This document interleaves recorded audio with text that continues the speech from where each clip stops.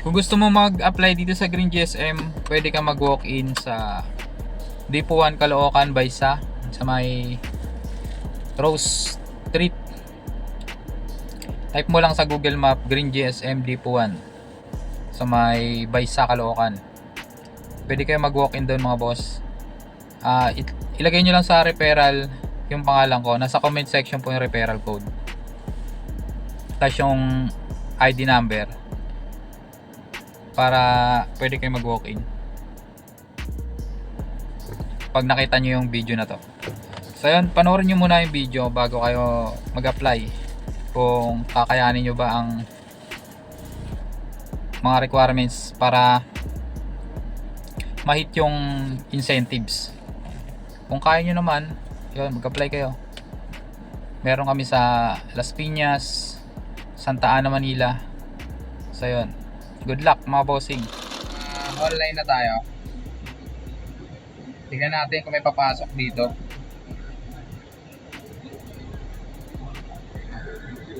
Yan, ano ko lang kayo, update ko lang kayo kung magkano ba ang kinita ko ng bonus. Ito sa wallet.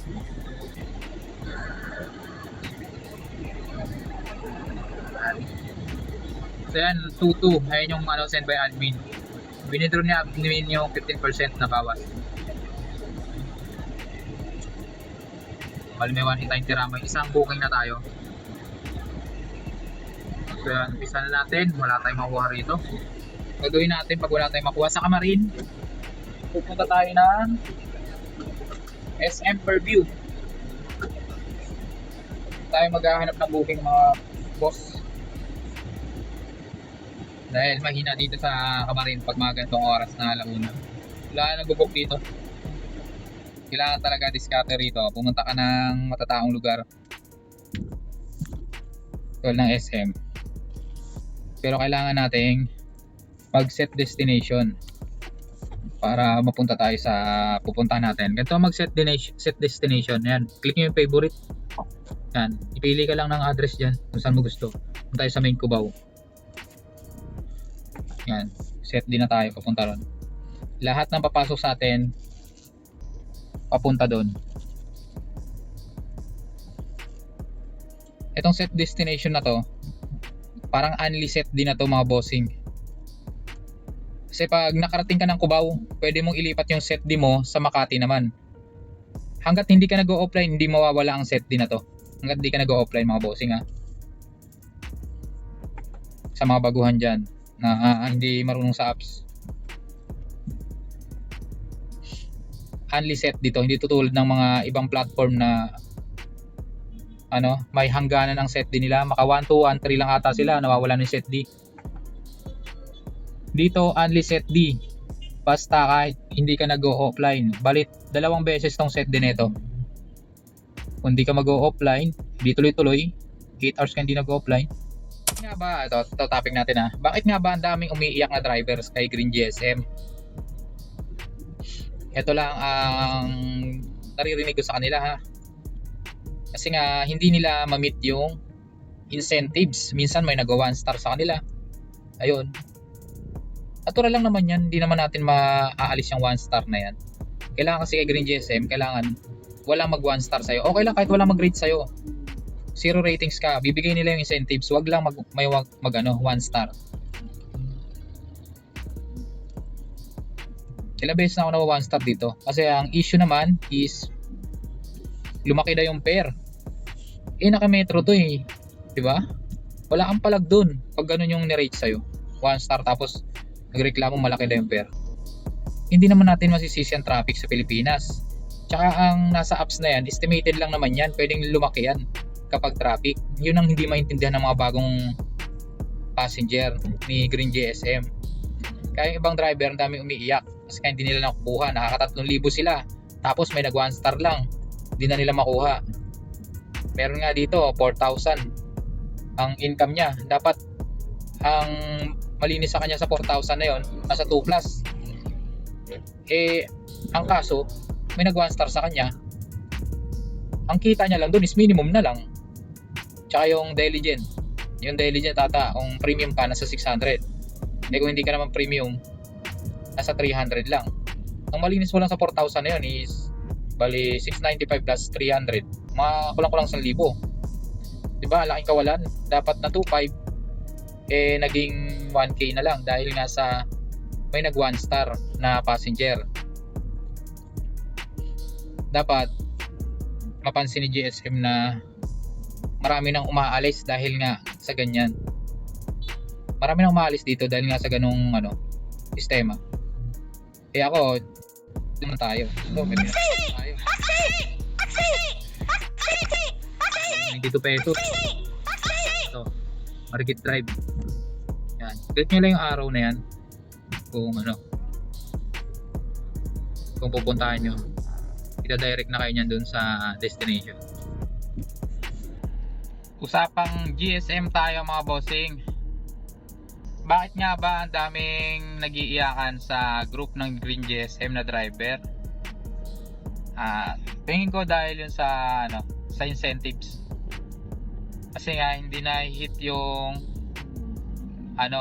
incentives na kailangan gawin. Isa sa requirements kasi ng incentives kailangan 8 hours up and fulfillment rate kailangan 85%, cancellation rate 85%. Yung iba kasing mga driver na bago lang, hindi nila alam yun maliban lang kung dati kang TNBS, alam mo yun. Minsan kasi hindi nila pinapaliwanag, hindi naiintindihan ng driver yun akala nila maka 3K sila, maka 4K sila okay na yun. Hindi nila alam yung cancellation rate nila mababa na kasi nga nagka-cancel sila or hindi mo malaman dahilan, tsaka hindi sila nag-a-accept, ayaw nila i-accept porket mababa lang yung pamasahe, ganun. Ako kasi nag-auto accept ako para iwas tayo sa mababang fulfillment rate. Yun ang diskarte dyan mga bossing sa mga baguhan na gustong pumasok rito. Tsaka kailangan magalang ka, hindi ka bastos makipag-usap para hindi ka ma 1 star. Kasi pag 1 star ka, baliwala yung kahit naka 4K ka pa. Sayang ang 2.5 mo. Ang mapupunta lang sa'yo doon minimum lang. Tapos 300 na diligent, bali 1K lang pag kumita ka ng 4,000. Tsaka kasi hindi ko naman kailangan kumita ng mga ganyan. Sa akin, ako diskarte ko kasi mga bossing sa akin lang to. Kung gagayahin nyo ako, edi okay. Kung hindi nyo ako gayahin, okay lang din. Diskarte ko kasi 8 hours, sa loob ng 8 hours maka 2K ako, mahigit 2, 3, 2, 2. Yun, okay na sa akin yun. Hindi ko na kailangan maghabol ng 3K to 4K. Kasi once na ma 1 star ka dyan, baliwala rin magiging minimum ka lang din dyan. Yun, iniba na nila incentives nila ngayon Wala nang diligent. Na lang, pag naka 1.8 ka, may 25% ka. Pag naka 3K ka naman, may 25 to 30%, 35%. Iniba na nila yung incentives ngayon, hindi na tulad ng dati na may diligent, medyo malaki-laki. Ngayon binabaan na nila. Pag naka 3K ka ngayon, meron kang 700 plus na lang. Dati 1K 900 yun. Bumaba lang ngayon. Wala nang diligent. So dati kung kumikita ka ng 3K dito, meron kang malinis na 1.9, ngayon nasa 1.4 na lang, ganun. 1.4 na lang ang kikitain mo sa 3K mo. Ako kasi hindi ko naman hinahabol na yan kasi mahirap magpuyat din kasi pag napuyat ka rito, kakahabol mo ng 3K, kinabukasan puyat ka na, wala na, sira na ang biyahe mo yan. Ako antukin ako ayoko sanayin yung sarili ko na magkobra dahil pangit din sa kalusugan yan. Baka yung kikitain mo pampapagamot mo lang sa kidney mo, kakainom mo ng energy drink, di ba? Maraming ganyan sa amin, umaasa sa energy drink, kakahabol ng 4K 3K. Para sa akin, hindi ko kailangan yan. Aanin mo yung malaking kita kung kalusugan mo naman napapabayaan mo na, di ba? Tamang 8 hours lang tayo. Kasi kung Halimbawa, naka 1.8 ako ngayong araw. Tapos na-hit ko yung daily incentives na requirements. May malinis na ako dyan mga bossing na 1K. Malinis 1K na yun. 300 plus yung ano eh, yung incentive sa 1.8 eh. Lumalagpas naman ako dyan, naka 2.3 ako. 2.322 yan. Nasa 400 yan. Plus 695 mo. Di nasa 1.1, di ba? Kontento na ako sa ganun kita ako araw-araw. Hindi na ako naghahapon ng 3K to 4K dati. Ginagawa ko rin yan. Kaso nakaka-idlip ako. Simula nung may nabalitaan ako na ganyan nga, na-aksidente dahil sa sobrang puyat. Muntik na rin ako niyan. Kaya tinigilan ko na yung kakahabol ng 3K to 4K. Kanya-kanya diskarte lang naman tayo. Basta maka 10 trips ka pataas, okay na yun. So yun lang, konting tip lang sa mga gusto. Kwento ko lang mga bossing yung nangyari sa Valenzuela, yung tumaob yung Green GSM, nabalitaan nyo ba yun? Sa mga nakakaalam nun, ito yung kwento nun. Kaya pala tumaob yung nakausap ko kasi yung driver nun mismo, nakasabayan ko sa office. Siya pala yung nag-viral, hindi ko alam. Natanong ko anong nangyari sa kanya, bakit nandito siya. Nagre-report siya ng police report, nagpapasa siya. Yung pala, siya pala yung tumaob sa Valenzuela. Ang kwento niya sa akin sobrang puyat daw, pauwi na siya sa Valenzuela. Yun, nakasalubong niya yung Mirage, nagkagit-gitan sila, sumampa sa gutter yung GSM. Tapos yung Mirage parang umiwas, sumampa rin sa gutter, tumaob din. Grabe nangyari.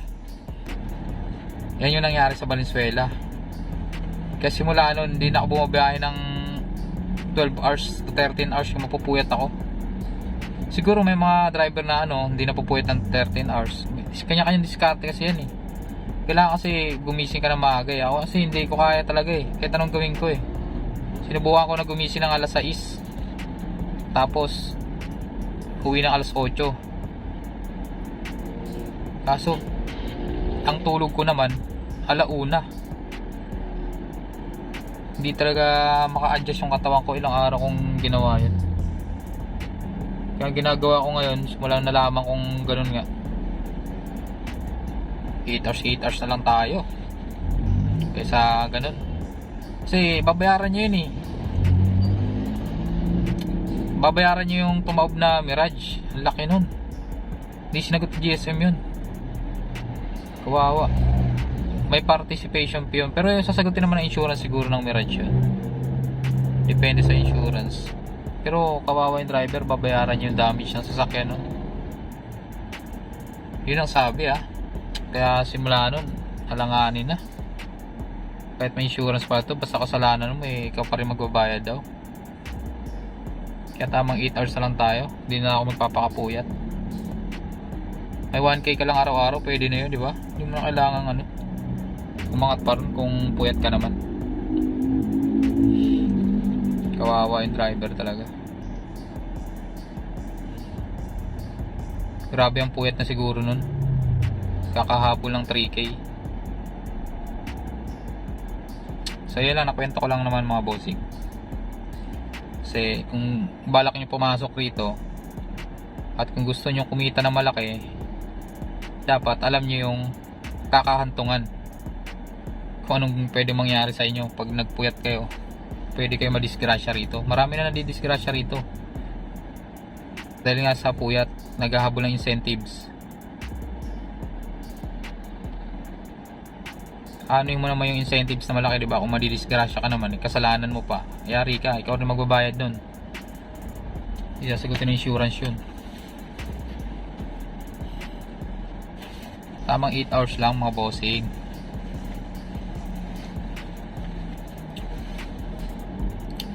Tsaka sabi naman ng bisor namin, maka 8 hours ka lang, may 1.8 ka, okay na yun, okay na sa kanya yun. Kung bumakba ka pa, nasa yun na yun, madisgrasya ka, bahala ka. Basta sinabihan ka ng bisor na wala siyang kota, hindi siya nagpapakota, sabi niya. Ibang mga bisor kasi dyan, kukutahan ka ng 3.5 araw kung hindi mo naman kaya yung kataw mo, diba, Kung puyat ka na kinabukasan, ay kahapon, puyat ka pa ngayon, edi wala na, overpatig na yung katawan mo nun. Kaya hindi mo masisisi yung ibang nadisgrasya dahil sa mga bisor din nila na gustong kumita rin na malaki sa kanila. Meron kasi sila dyan, pag kumita na malaki yung driver, malaki ang porsyento rin nila nakukuha sa incentives. Kaya pinipilit nila yung mga driver. Maliban lang sa bisor namin na mabait, nakakaintindi, hindi naman kami pinoforce na maka 3.5. Yung lang, gusto lang na maka 3.5. Sa kanya, maka 10 trips lang, naka 1.8 lang, okay na sa kanya yun. Hindi na siya naghahandang iba pa. Kasi alam niya marami na didisgrasya rin talaga sa puyat. Pag sumobra sila dun sa 3K, kasalanan nila yung may mangyari sa kanila, di ba? Hindi naman sila pinoforce na maka 3.5. Consequence na nila yun. Kasalanan nila yun. So, yun. Sa mga baguhan dyan, pwede kayong umangal sa bisor nyo kung hindi nyo naman kaya ng 3.5 kasi may premium, may basic. Kung sanay kayo sa taxi, nagpupuyat kayo lagi, 10 years na yung taxi, 5 years ganun, alam nyo na yung kalakaran dyan, pwede kayong kumita na malaki rito. Wala na mapipigil sa inyo Hindi naman kayo pinipigilan ng bisor na bumakpak. Basta paalala ng bisor, pag pagod na, magpahinga. Bisor namin yan hindi ko lang alam kung bisor ng iba. Marami kasing bisor ang GSM Hindi lang isang bisor ng GSM. Sa ako lang 10. Bawat hawak nila 80 ang tao. May bisor na mabait, tulad ni Sir Anthony. Yan, sobrang bait yan, bisor.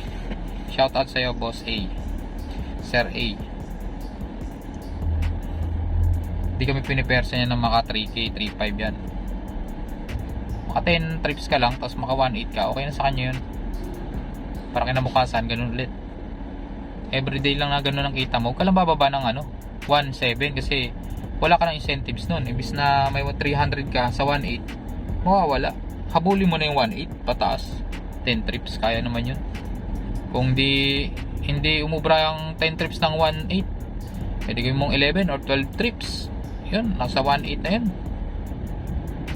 Pero kung mas malaki pa doon, is maganda. Mas malaki ang incentives mo. Pero 8 hours lang talaga dapat. Nasa yun na yun kung lalagpas ka. So yun, sa mga baguhan, konting lang,